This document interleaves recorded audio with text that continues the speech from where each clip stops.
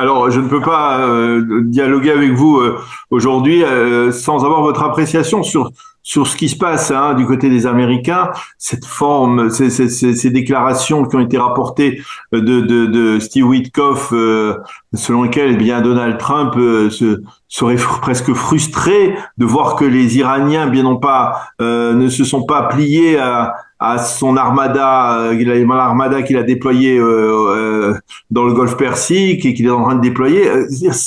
Vous avez une explication, on va dire, rationnelle à ce genre de déclaration. Comment vous l'expliquez? Écoutez, ce que l'on voit depuis quelques, je dirais 13, 14 mois que Trump est intervenu au niveau donc de son élection réelle, donc depuis le 20 janvier de l'année dernière, il n'y a pas eu vraiment, je dirais, de surprise. C'est lui qui était à l'origine des mouvements, n'est-ce pas? À l'origine des mouvements où il a déplacé un pion vers le Canada, un pion vers le Oui. Groenland, une attaque au Venezuela. Cette fois-ci, il est, je dirais, pas à l'initiative. Le développement de la révolte populaire en Iran a complètement renversé le jeu et lui s'est pris au jeu en disant je vais vous aider.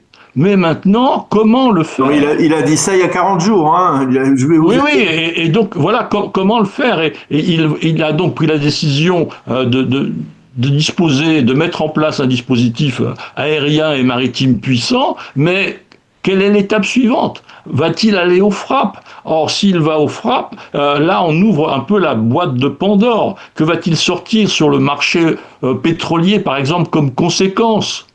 Or, dans 7 mois, il y a des élections cruciales pour lui aux Ouais, États-Unis. Et militaire. si le prix de l'essence à la pompe augmente de 15 ou 20%, ça va être une catastrophe. Déjà que sa popularité est en berne. Donc, voyez-vous, il y a des effets, je dirais, induits d'une intervention militaire américaine qui sont très difficiles à gérer pour lui. Il n'a pas vraiment l'initiative et donc il a en face de lui effectivement un pouvoir iranien très roué, très malin, qui est depuis 47 ans bien est à la manœuvre contre l'Occident, connaît parfaitement les forces et les faiblesses qu'il a devant lui, et donc Trump n'est pas habitué à cela. Ce n'est pas un homme de force. C'est un homme qui montre sa force, mais qui ne l'utilise pas.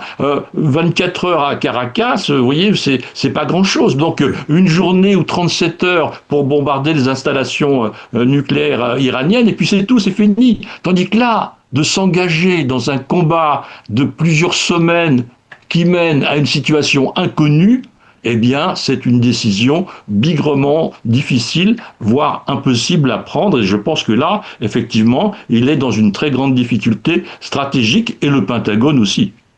Et il pourrait pas passer cette patate brûlante à Israël?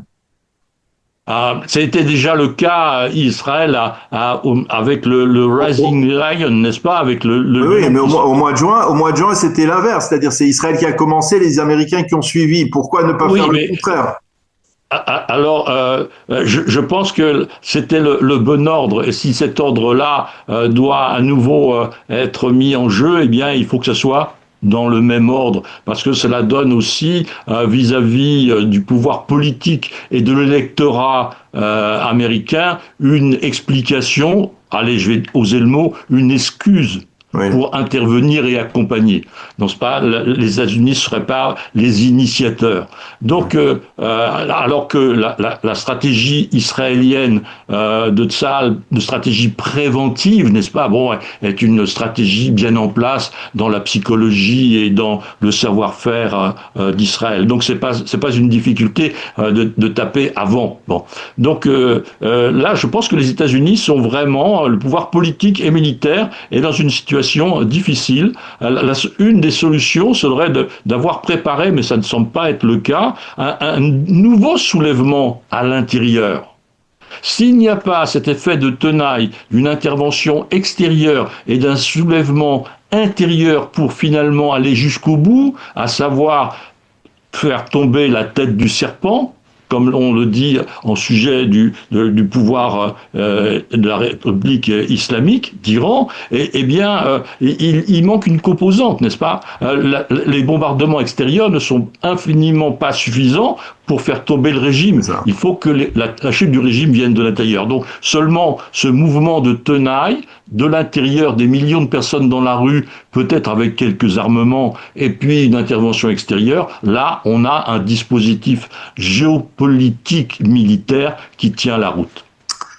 Eh bien, on va essayer de voir si effectivement, au cours des prochains jours, cela se confirme. En tout cas, pour ce qui est de l'Iran et de la Russie, en tout cas de ces équipements qui n'arriveront que dans quelques années.